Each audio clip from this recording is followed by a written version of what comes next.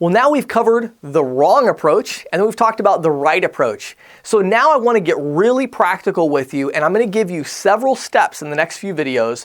And my goal with this first chapter of the training is simply to get you from where you are now to where you're ready to start prospecting to sell software and solutions really to small business owners. So the first step on this journey is choosing a business type or vertical that you want to go after. Now, I'm going to get really practical with you and help you make this decision because as we talked about in the video about the right approach is all about choosing one specific vertical that you're going to go after so that you can find the right solution, and we're going to get to all of that in a little bit. So what I want you to do is right now, I really would encourage you to get out a blank piece of paper right now. So pause the video, go grab a blank piece of paper and a pen so you can start taking some notes. Okay, you got it? Here we go. What I want you to do is I want you to write 3 words on this piece of paper, one at the top, one at the middle, one towards the bottom. These 3 words are experience, connections, and interest. Experience, connections, and interest. We are going to start by identifying business types where you have either experience, connections, or interest. Let me walk you through each of these 3.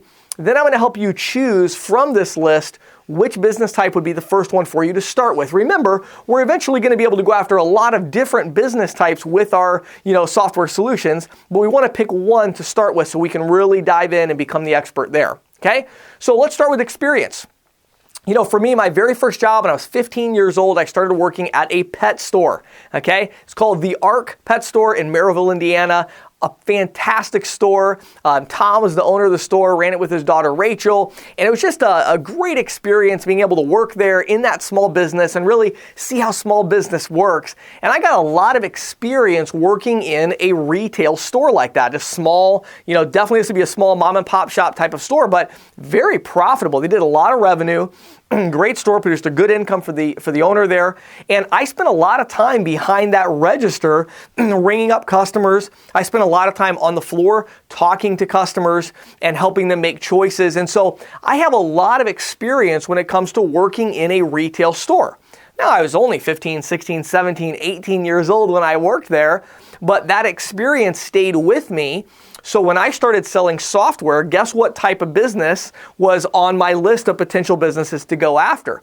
Small retail stores. Why? Because I really had a firsthand knowledge of the unique issues that these businesses are facing, and I understood, how I wanted to fix them. I had some ideas of potential solutions to some of these problems, so I was really able to start looking for software solutions and find, the right features, the right benefits that were going to appeal to that retail business. So write down on your paper, are there businesses you have experience in?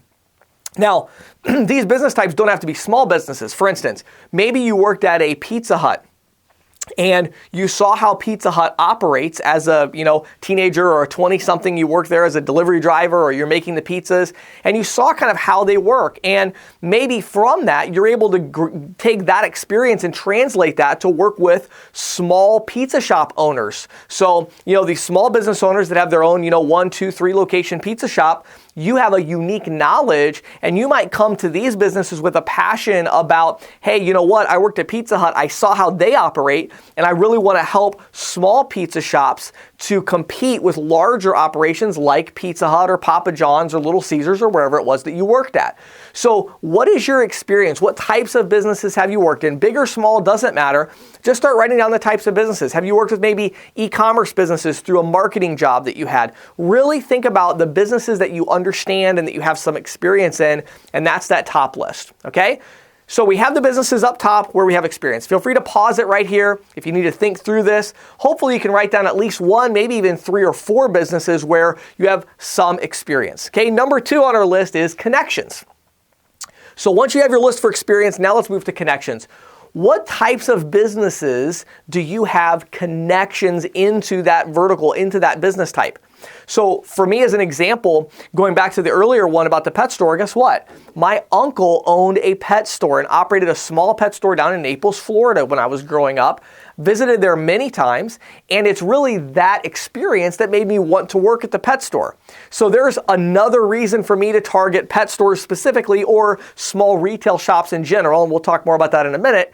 But I not only have, not only had the experience, but I had some connections. I knew, of course, the owner of the one pet store where I worked. I also knew my uncle, who knew a lot of other pet store owners and was well connected in that industry. So I had a couple of inroads there, okay? So where do you have connections at? Many of you were in a previous sales position where you were selling to small business owners. What types of businesses were you selling to? Were you selling supplies to dental shops? Were you selling, services to chiropractors? Were you selling marketing services to, e-commerce? And so maybe you have some connections there of previous clients, right? So think through your connections. What types of businesses do you have some connections in? Write that down on your list. Then, once you have that done, you can pause this here if you're not done with that. So we should have the experience list, we should have the connection list, and then at the bottom, I want you to write down your list of businesses you're interested in. So usually, hopefully, you're going to see that there's a business that you have experience in, you have some connections in, and you're really interested or passionate about that business. If not, some of you say, well, I've never worked in a business. I don't have that experience level. I don't have any experience that I think really translates. Well, I would challenge that. Definitely think about it a little bit more. You may have experience you don't realize that is relevant to a certain business type, but maybe you don't have that experience. Maybe you don't have any connections. That's okay. What business types are you most interested in? What really interests you in business? And start writing down those types, or if you notice that there's some you're interested in that are also in the top two, definitely give some extra weight to that.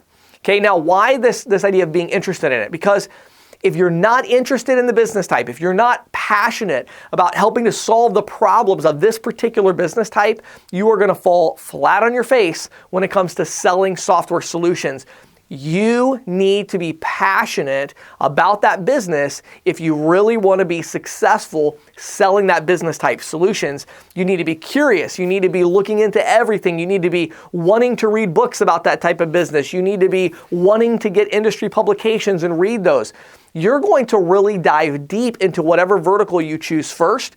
And so you want to make sure it's something you're interested in and that you're passionate about. Okay, you have your list. You're looking at these different business types. There's one last concern that we need to talk about, and that is, are we going narrow or are we going more general? So let's go back to my earlier example here of pet stores, okay? There are two options that I have here. Obviously for me, it was like, okay, pet stores is definitely the thing, right? I've got, I've experienced, a lot of experience. I worked there for 5 years. I have a lot of connections in this industry. I'm super interested in it. I was really passionate about how can we improve and do better at the store, even as a teenager. And so it's like, wow, this is definitely a vertical I want to go after. Well, now I have two options. I can go narrow or I can go broad, okay? So I could say, I'm going to target small retail businesses in my local area. That's a broad approach because there's a lot of retail businesses. Now, by doing that, I'm going to need to have a little bit more of a broad understanding of the challenges of retail businesses. I'm going to have to do my homework. I'm going to have to do a little more research. Or I could say I want to target pet stores, independently owned pet stores. Now, there is a big difference between these two things. Targeting the independent pet stores is actually an easier play when it comes to software sales, but it's going to require a lot more travel and a lot more remote work because the problem is I've only got maybe 3 independently owned pet stores within, 10, 15 miles of my house. So that means if I want to have 200 independently owned pet stores in my target market, I live in Altoona, Pennsylvania. I'm going to be driving 2.5 hours to Pittsburgh. I'm going to be driving 2 hours to Harrisburg. I'm going to be driving up to State College. I'm going to have to spread out a good bit, okay? So for me to target pet stores, that's not a bad move at all. In fact, for many of you, it's the right move to go really narrow. You might say, well, I have a lot of experience with hobby stores. They sell remote control airplanes and things like that, or, those kind of things. Okay, then go narrow if you can. If you can figure out how to make it work, go narrow. You're going to do a lot better. It's just so much easier to create a great solution that's targeted to pet stores than it is retail in general. But if I have a lot of experience in retail, which I did at that point in my life, I was able to say, you know what, I'm going to target just retail in general, locally owned retail stores. And I understood the challenges of inventory control, employee management, HR issues, a lot of these common things that plague these businesses, cash flow problems. And so I was able to find the right solution for small retailers in my local market. Okay. Is that your situation where you can go a little broad? Then do that. But again, if you can go narrow, go narrow. Okay, I'm telling you, for some of you, it's like you want to go after something like a hair salon.